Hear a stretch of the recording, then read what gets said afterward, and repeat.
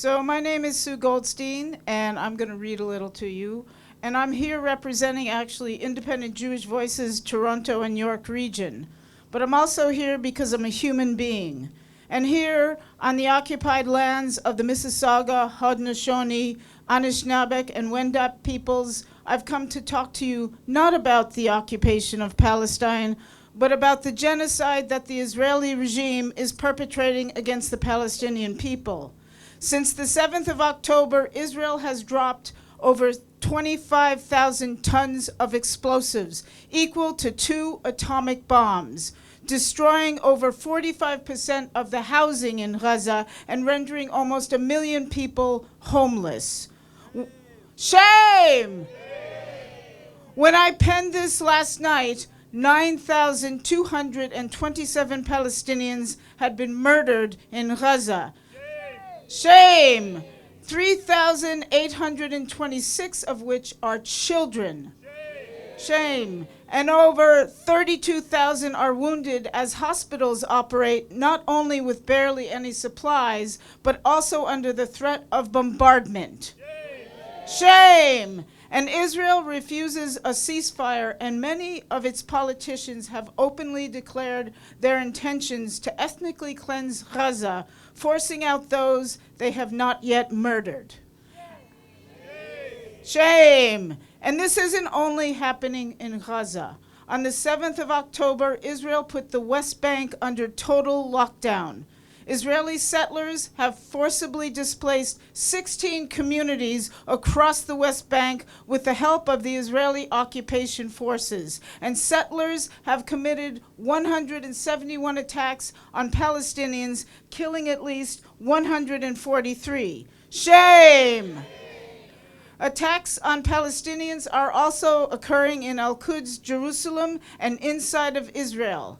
And now there are at least 6,000 Palestinians imprisoned in Israel, over 1,000 of whom are in administrative detention, held without charges and often for indeterminate amounts of time. There appears to be no end in sight to these attacks on Palestinians. I think we are all shocked and unfortunately not surprised at the so-called international community and the lack of decisive action to halt this barbarism. Shame.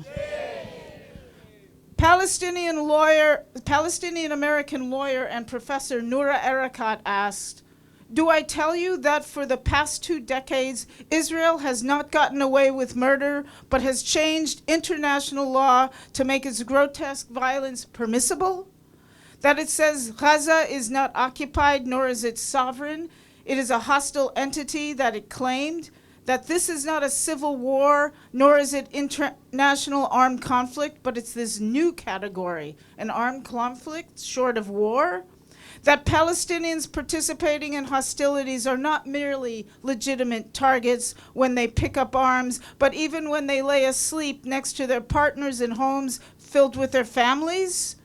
That the lives of their soldiers are worth more than the lives of enemy civilians. And proportionality is forward-looking so that untold destruction is reasonable and recommended in the language of law.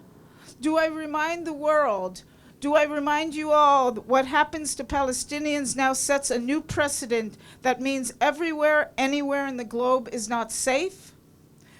As Jews, we know well what the language of declaring that people are quote-unquote human animals and other dehumanizing terms and what that represents. Shame! This is the sound of genocide. And we are watching it unfold on television and on the internet. Many of you, no doubt, are aware that this did not start on the 7th of October. It goes back even farther than 1948. It started with the development of the Zionist movement.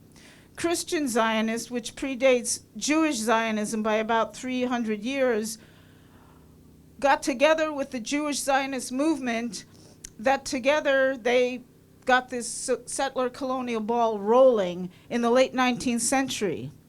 There has always been Jewish opposition to Zionism, and it is currently growing among younger Jews globally. What is important to note, though, is that Zionism does not and has never equaled Jewish identity or Judaism.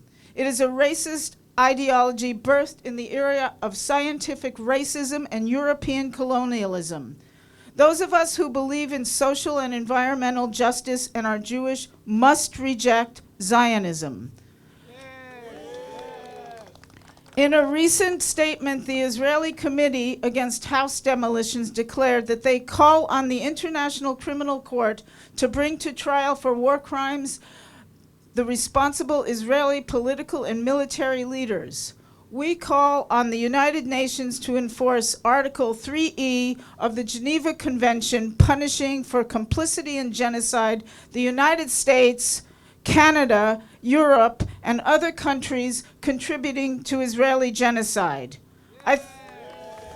Yes, and I think we need to make Nuremberg into a verb. Sorry, lost my place. Okay. As someone who bears the name of a family member who was murdered by Nazis, I refuse to allow that genocide to be weaponized to justify another. Never again must mean never again for anyone. Never again for anyone. And we must not only demand a ceasefire. This is just a beginning step. We must demand an end to the siege and illegal blockade of Gaza, an end to Israeli apartheid, and for reparations for Palestinians. For all who live between the river and the sea, there must be equal access to economic, civil, and human rights, and all should be guaranteed a dignified and safe life. Now, to everyone here, and to Muslims, Arabs, and especially Palestinians, both Muslim and Christian, I want you to know that we are with you. We pledge our solidarity, and we have your backs.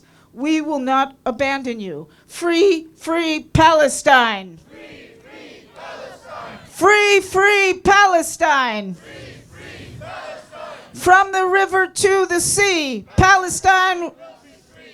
From the river to the sea. Palestine will be free. Thank you. Thank you. Thank you so much. Thank you. Thank you. Really appreciate it.